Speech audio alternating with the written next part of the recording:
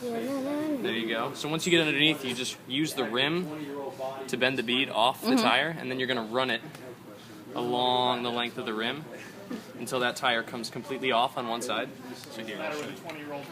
Oh look, it just flew up. There's nothing the matter with it, it's just that it doesn't have... Depending on which wheel goes flat, it's a lot easier to take it off the bike. So you're going to have to open your quick release up, take the front wheel off, or whichever wheel's flat. Remember, get your levers under the bead of the tire, run it all the way around so that the tire is half mounted on the rim. At this point, you'll be able to reach underneath and sort of feel the tube, and you'll be able to pull it out. You're going to pull the tube all the way out of the tire, just like this. So you get to the valve stem, move the tire out of the way, pull the stem out of the rim. So now you have a tube, and you have a tire mounted on a rim.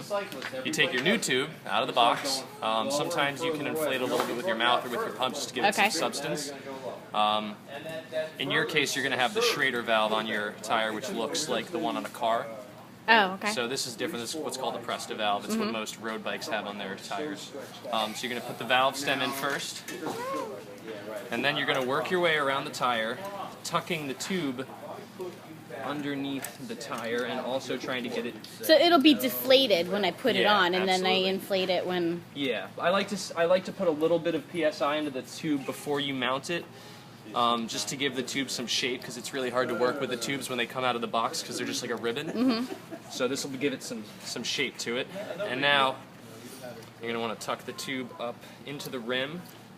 So the rim is shaped like a U, and you want to get that tube to sit in the U shape of the rim. And then you'll work your way around, tucking that tube in, and tucking the bead of the tire, making sure that you don't pinch that tube between the rim and the tire when you do this. This is the tricky part right here, mounting the tire. You just want to work your way in with your thumbs. You shouldn't have to use any tools to do this. Oh, really? Just Okay, sort of good. roll it on. Oh, yeah, okay. and with the tires, especially your tires, yeah, of course. They're pretty loose on your bike, so you're not going to have too much trouble mounting them. Okay. But then once the tire is mounted with the tube inside of it, you just hook the pump up and pump it right up. Okay. And then should I put it on the thing so first, when you put it back on or the bike, or pump it helps it? to pump it up first. Okay. So you'll get your pump wherever your pump is. Right. I'll use a floor pump for the sake of expediting Demo. the process. Yeah. So we find our valve, give it some PSI. Now, how'd your adjustments work out after you rode?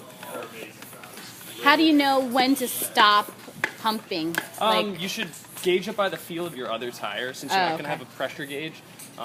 You should run those tires around 60 to 70 PSI. So pump them up before every ride.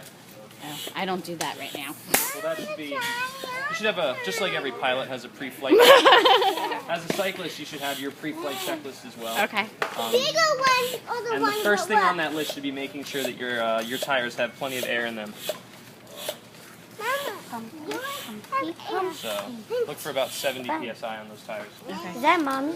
No, I didn't buy it. Once it's pumped up, you're going to mount it back into the fork of the bike. Now, you're going to make sure that this quick release lever is always on the left side of the bike. So the right Is there side, one on the back that I could just to mirror the same one? Oh, okay. Yeah, so what it does is, these two little dropouts are perfectly made to fit the axle of the wheel, so it's best to actually do this with the bike on the ground. So when the bike is on the ground, you can take that front wheel, thread it through those brake pads, make sure it seats properly.